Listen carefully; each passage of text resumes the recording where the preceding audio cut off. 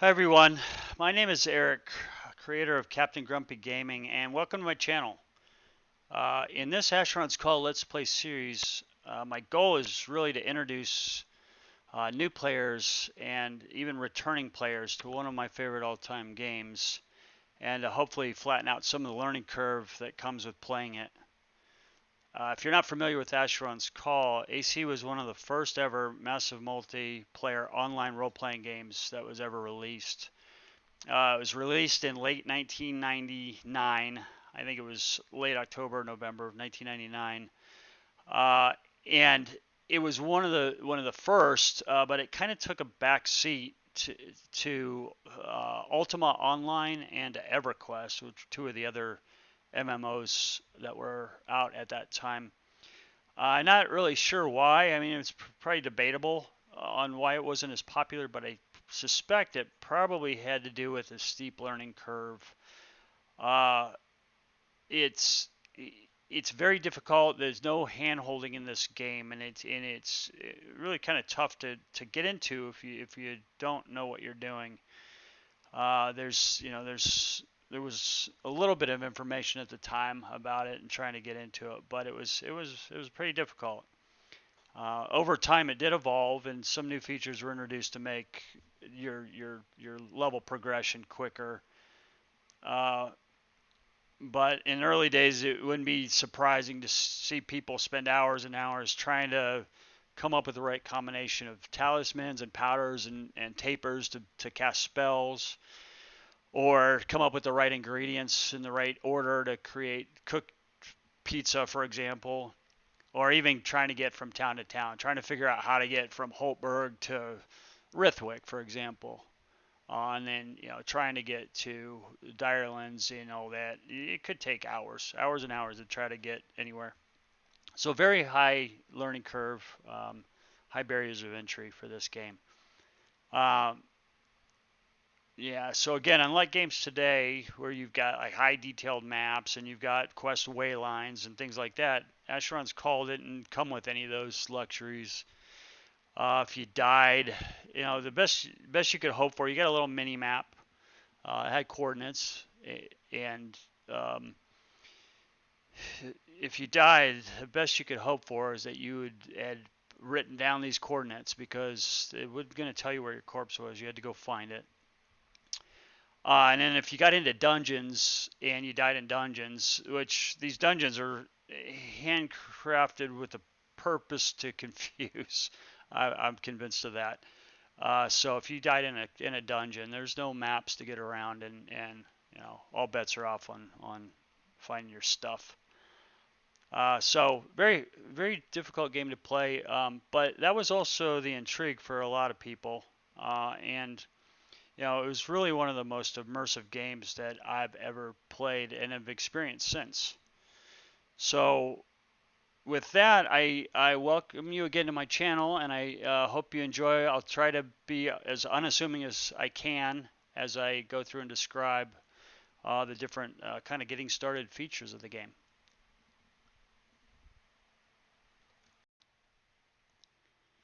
All right, so once you've created your character and you've clicked finish, you're going to get portaled into a training facility, and you're going to come into this room, be teleported into this room in front of the society greeter.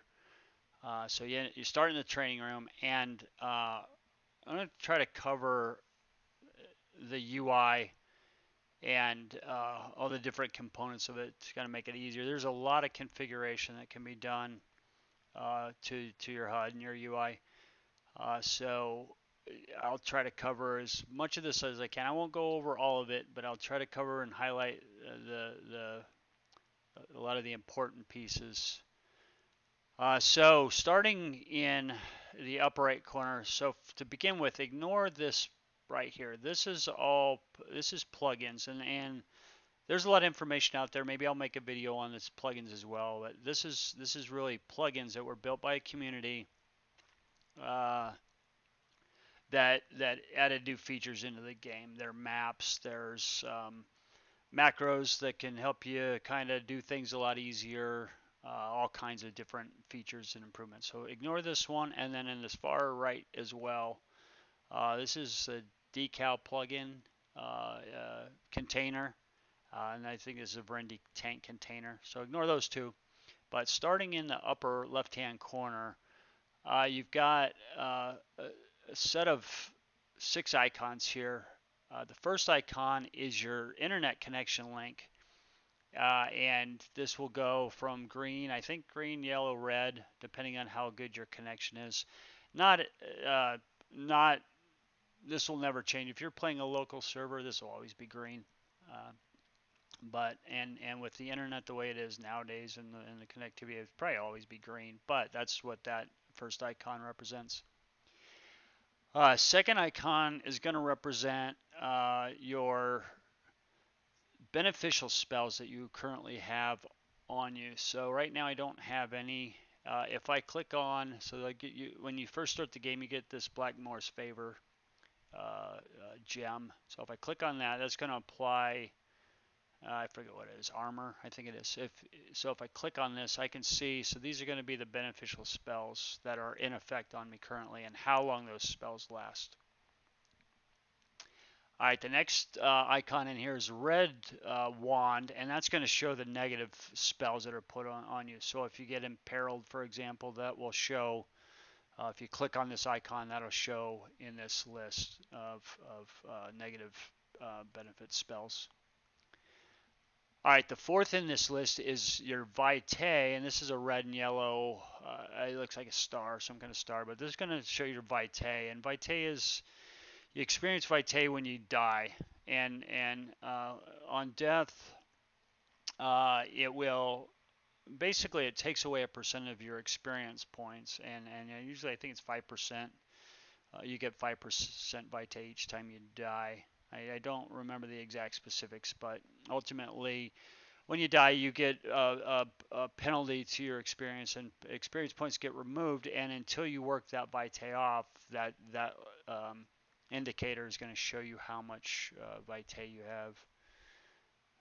All right, the fifth one in this list is is your burden. So currently, my burden is 11%, so I'm not burdened. But if once that gets over 100%, this icon turns yellow to show you that you're encumbered and you need to get rid of some of the weight that you're carrying.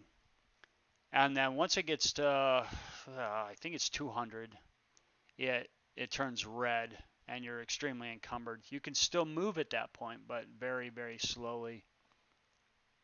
And then finally, I think it's at maybe it's 300%. It turns red, and or you just absolutely can't move. So that's your burden icon. And then this horse one, I don't know if anyone knows what this is. Please leave a comment. I'm not sure what the horse icon is for. So moving from there to the middle here, this is your health indicator, or it's really your stats, your vitals indicator. So the top red is your health. Yellow is your endurance. And then on the bottom is your mana. So obviously if health goes down to 0, you die.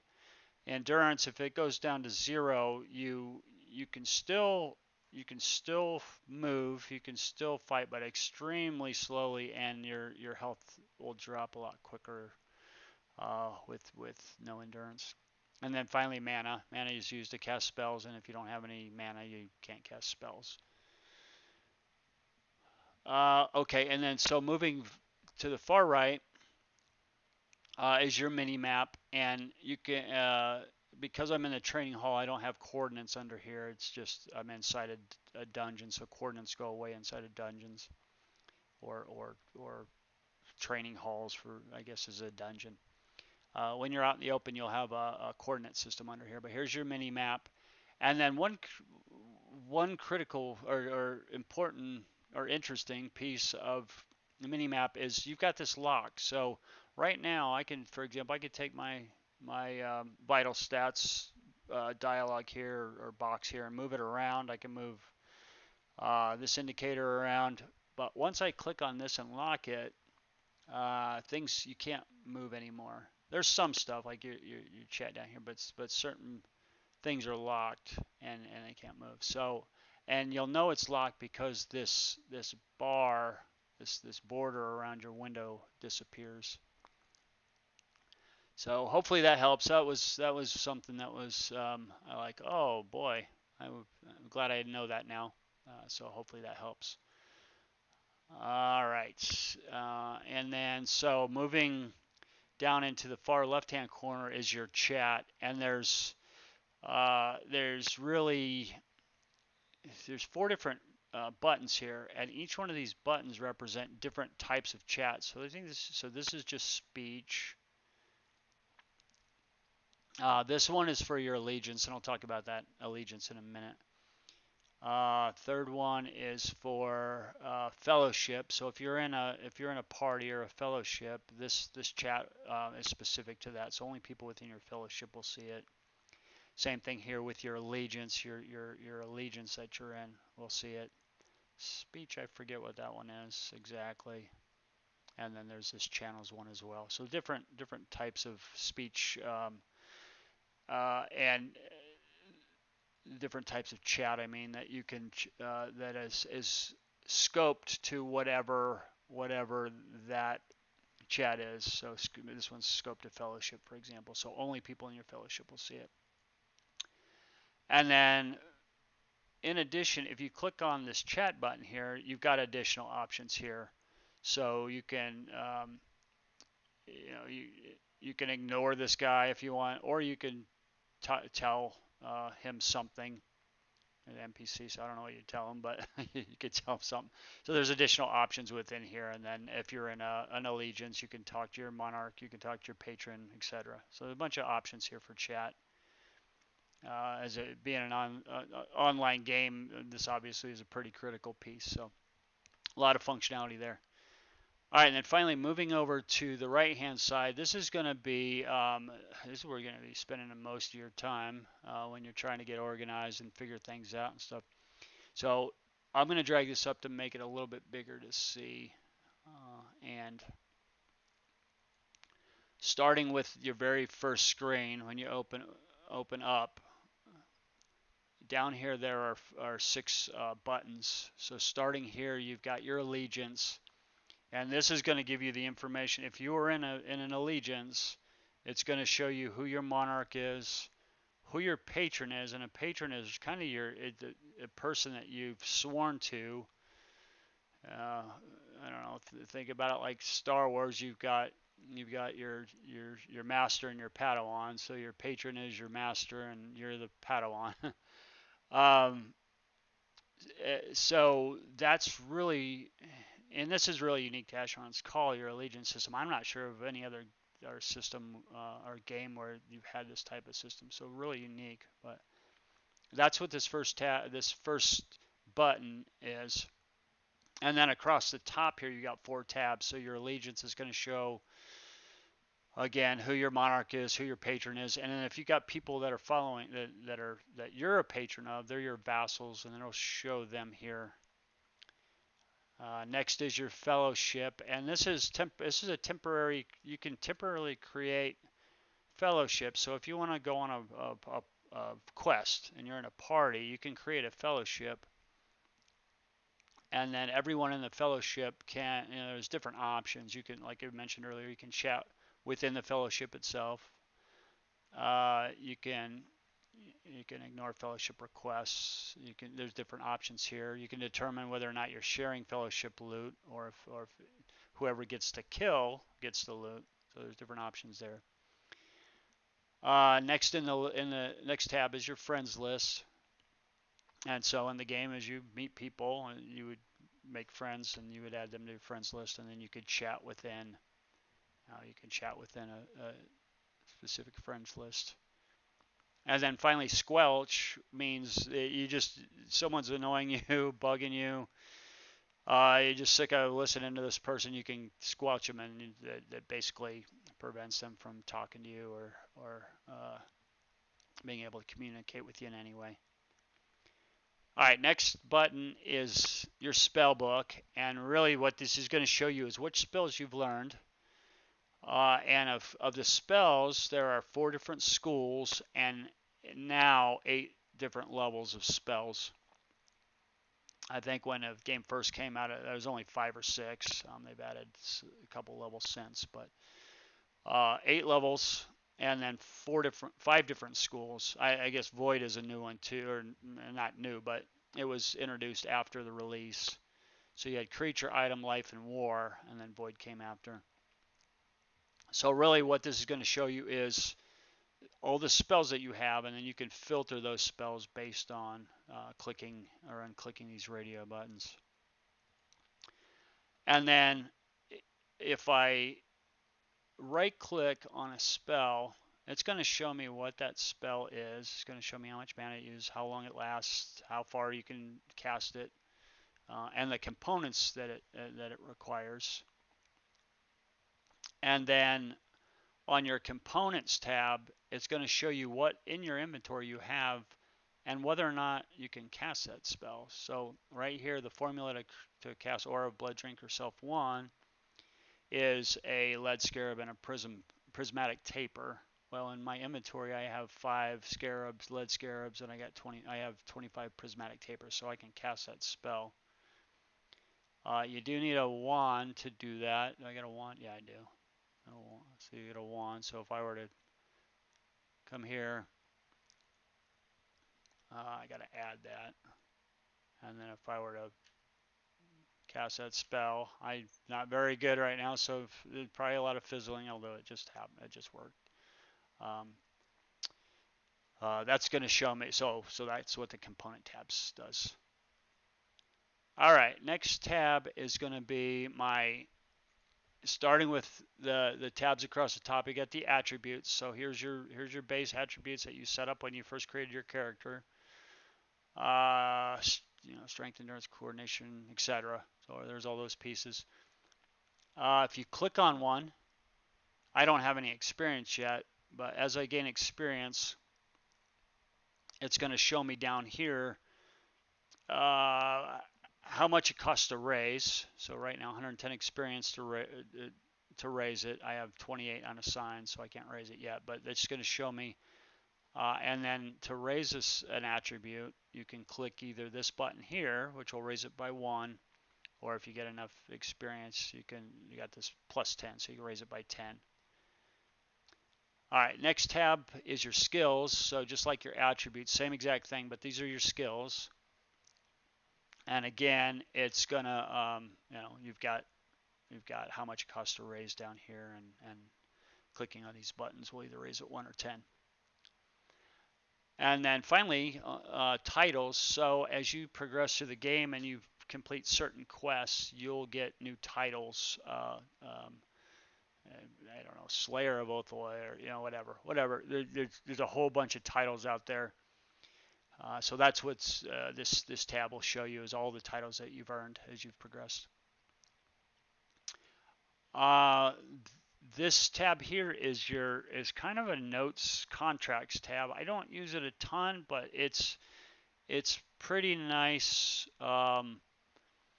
for your some quests. In particular, your starter quests will give you information about those quests, where the contact for the NPC for that quest, where they're located at, where the actual quest starts, and then the status of that quest, whether it's in progress or it's done. And then finally, I think time tells how much longer until you can complete that quest again, maybe. And then finally, abandon. You can remove items from your contracts list by clicking abandon.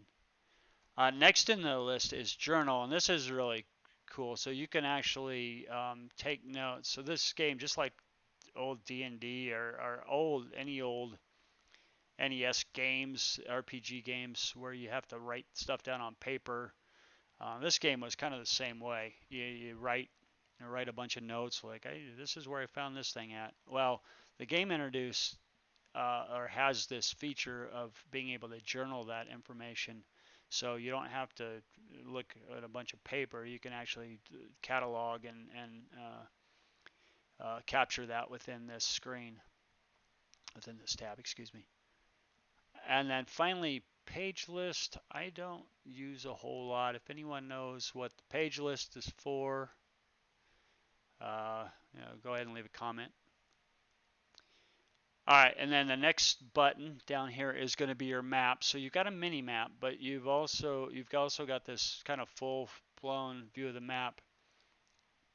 One thing I noticed, I don't remember this being in the original retail game, but certainly for the emulator, you got to be careful because I did. So this is the full map. If you click on here, Soweto, for example, it will teleport you there. Which I found really interesting. It kind of got me in trouble one time. I think I clicked into Ireland somewhere that I had to immediately recall back. But anyway, that's the map. And then in this game, you also have housing. So if you own a house, this is going to be a place where you can kind of view that information at. It will. I think it gives you the coordinates of where your house is, and there's houses all over Dareth. Houses, cottages, villas, and mansions, I believe, are the four type of housing. But it'll give you the information here, and also I think it tells you when the next maintenance you have to pay on your house might be, just stuff like that. So that is the kind of the maps housing tab. And then finally, here's really the big one, and I'm not going to get too much into this. Other than to say there's a lot of, this is all your configuration. So you've got gameplay options where you can configure your keyboard for all the different, the different types of stuff. You can do movement, your camera, combat features, UI, character settings, blah, blah, blah. There's a whole bunch of key mapping stuff in here. So highly configurable. So I'd recommend spending a bit of time in here and understanding it. Your sensitivity, mouse turning sensitivity, I imagine is this right here. I don't know if any of this other stuff works anymore. I'm not sure who you'd report abuse to, but gameplay options. Next one is character, and this one really is going to kind of allow you to further configure what you want to see in the different like UI behaviors and display interface. So for example, one of the ones I like, if I look at my vitals here, I like them side by side. So you can click on side by side and it flattens them out so you see it in a horizontal versus vertical. You can turn off and on various settings like disabling fog and graphics settings like that. You can another really important one that I find is when you're crafting. That might be on configuration. No, it's right here under user interface display. When you're crafting stuff, especially tinkering, where your probabilities aren't always certain. Actually, in any of your crafting aren't certain, but in particular your tinkering, when you're applying things to weapons, for example, your probability isn't always 100%. So by checking this use crafting chance of success dialog, every time you craft something, you're going to get a pop-up that says your probability of successfully completing this operation is 98%, is 50%, is whatever. So it kind of gives you an opportunity to back out of that tinker or that operation if you're like, that's too low of a probability. I don't want to do it. If this is not checked, it'll just do it, and if it fails, it fails. If it succeeds, it succeeds. So that to me was a really important one. You can make it whether it's always daylight, a whole bunch of stuff in here. So I won't get into all of it, and I really highly recommend taking a bit of time and kind of reading through each of these. I think you can hover over everything, and it'll give you a description of what everything is. Chat. same kind of thing. I'm playing on my own server, so I don't really use this stuff very much, but all configuration for chat. And then finally, some additional sound options, camera options, graphics stuff.